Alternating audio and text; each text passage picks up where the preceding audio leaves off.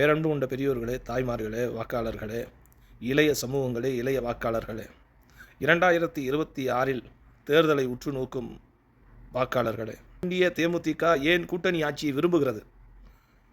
கூட்டணியில் ஏன் இருக்கிறது? மக்களை நம்பி நம்பி நம்பி ஏமாந்த கூட்டம் அல்ல நாங்கள். மக்களுக்காக உழைத்து உழைத்து உழைத்து இன்னும் உழைக்க வேண்டும் என்ற ஆர்வத்தோடு களத்தில் நிற்கக்கூடிய ஒரு அரசியல் இயக்கம் தேமுதிக.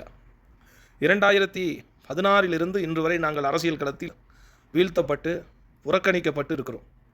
இந்த 2026 தேர்தலில் வெற்றியை நாங்கள் நிச்சயம் பெறுவோம், சட்டமன்றத்தில் நாங்கள் நிச்சயம் நுழைவோம் என்ற நம்பிக்கையோடு நான் இந்த பதிவை வெளியிடுகிறேன்.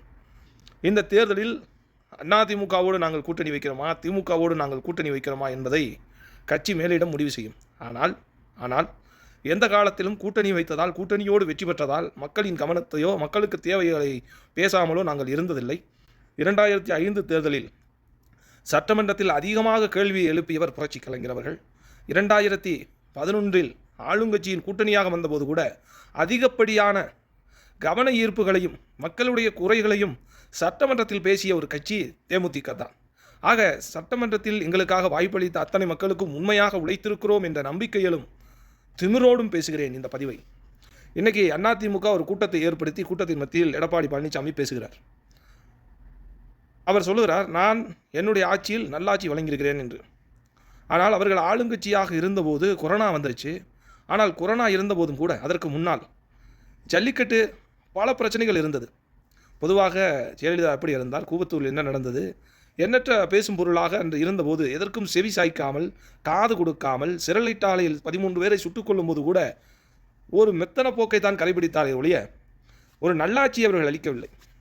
அப்படி இருந்தும் கூட தேமுதிக அவர்களுக்கு வாய்ப்பளிக்க வேண்டும் என்று எதற்காக சொன்னது என்றால், திமுக வந்தால் லஞ்சலும் ஊழலும் பெருகிவிடும், அராஜக பூச்சியை கையில் எடுப்பார்கள் என்பதற்காகத்தான் அதிமுகவுக்கு ஒரு வாய்ப்பளிப்போம் என்று அன்றைய மாண்புமிகு புரட்சி கலைஞர் கேப்டனுடைய சொல்லுக்கு இணங்க மாண்புமிகு பிரேமலதா விஜயகாந்த் அவர்கள் அந்த முடிவை எடுத்தார்.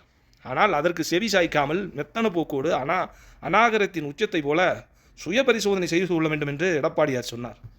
ஆனால் நான் இதை ஏன் சொல்லுகிறேன் என்றால், எந்த கூட்டணிக்கு நாங்கள் சென்றாலும் சுயமரியாதையோடு மக்களை காக்கின்ற செயலைத்தான் நாங்கள் எடுப்போம் என்பதனால்தான் அவர்கள் எங்களை புறக்கணிக்கிறார்கள், ஒதுக்குகிறார்கள் என்பதுதான் உண்மை.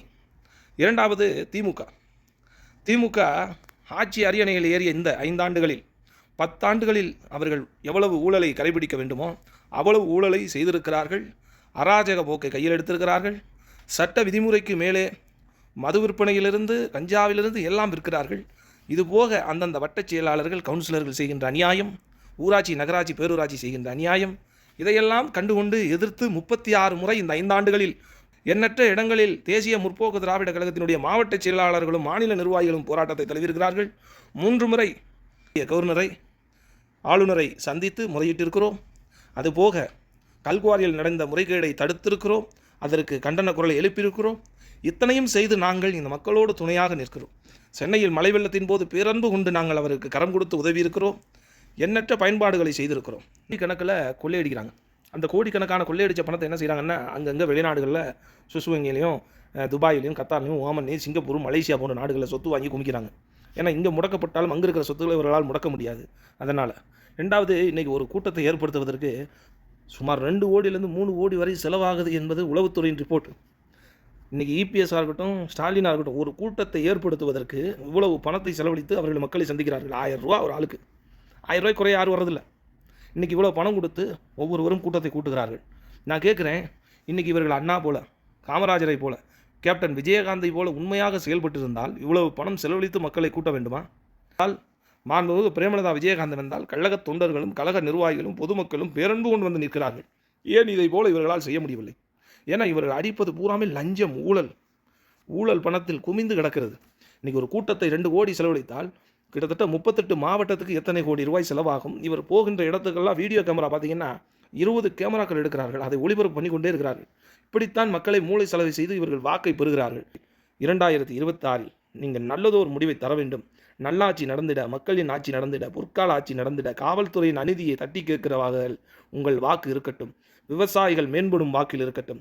ஏழை எளியோர்கள் சுபிட்சமாக மகிழ்ந்து வாழ்ந்திட முரசு சின்னத்தில் வாக்களியுங்களே. அன்பார்ந்த மக்களே, முரசு ஒன்றுதான், உங்களுடைய குரலை சட்டமன்றத்தில் நடத்தி உங்களுக்கான அநீதியை போக்கிட முரசு சின்னத்தில் வாக்களியுங்களேன் அன்பார்ந்த மக்களே.